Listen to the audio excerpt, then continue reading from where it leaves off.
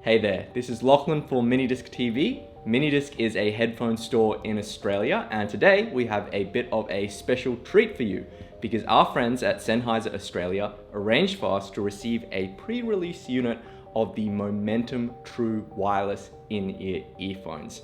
So in this video, we're going to give you our quick first impressions review. Now, Sennheiser is a big name in the headphone world, and I'm sure more than a few of you have been waiting for the German giant to release their first truly wireless earphone. Well, we can tell you it was worth the wait. Sennheiser has clearly spent some time tuning this earphone, and the Momentum TW uses 7mm micro drivers that are based on the former Sennheiser in-ear flagship, the IE800, so you would expect some serious quality. In this video, we're going to be doing some comparisons against Sennheiser's IE80S, the IE800S, as well as some of the other true wireless competitors in this space, the Sony WF-1000X and the Bang & Olufsen E8. Now, please note that the unit that we received is a pre-release unit with pre-release firmware. So there were things that we couldn't test out properly in time for this review, like touch gestures and also the Sennheiser Smart Control app, which allows you to EQ and change the sound of this earphone to your preference. And that's something that's actually quite important. So we're eager to test that out when we get our hands on the final unit.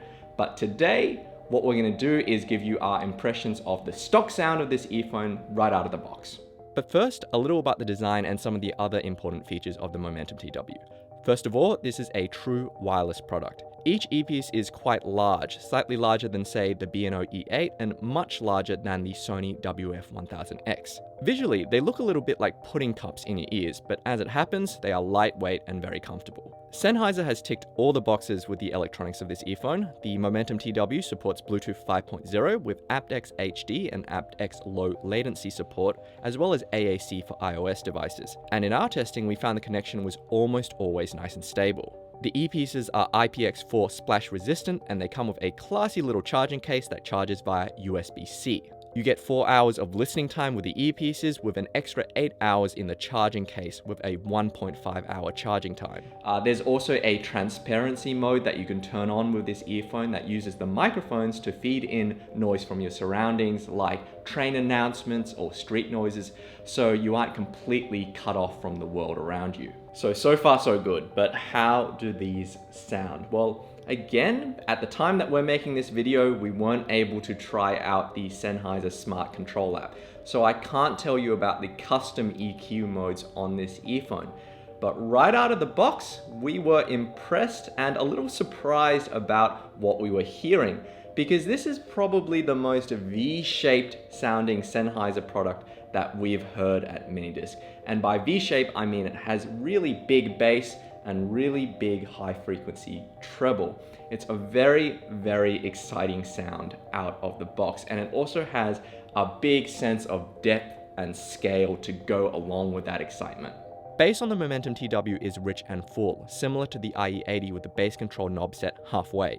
Bass isn't quite as tight and clean as the current generation flagship IE800S, but they have a similar sense of scale and impact. In terms of the highs, again, the Momentum TW isn't quite as clean and clear as the IE800S, but it does share a similar sensitivity to sibilance to the flagship, with a tendency to pick up hissing S's in vocal recordings. So I quite like the sound of these. It's a very exciting sound. It works really well with electronic and pop music. Though if I had the custom EQ app, I would probably use it, personally for me, to notch down the bass and the treble just a few decibels. Of course, it would probably be more fair to compare the Momentum True Wireless against some other true wireless earphones, and I think it's here where the Momentum TW really shines in comparison, even if the stock sound isn't 100% for me.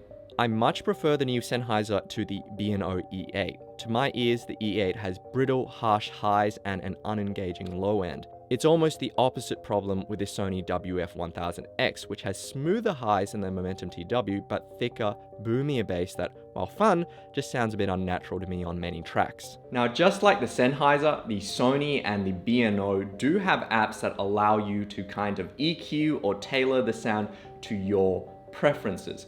Though our recommendation with EQ is that you want to find a sound that is pretty close to where you like it and then nudge it just a little bit from there, rather than trying to force the driver to do something that it doesn't want to do. And in that respect, the Sennheiser Momentum TW really does do a better job because it's closer to the sound profile that I prefer. And again, I'd only really want to adjust the bass and the treble down by a few decibels. Along with the modern Bluetooth connection standards that come with the Momentum TW, and I really think that this is going to be the new earphone to beat when it comes to premium true wireless earphones.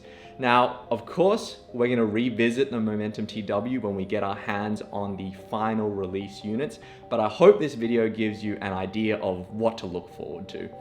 Let us know what you think in the comments. This is Lachlan for Minidisc TV. I'll see you next time.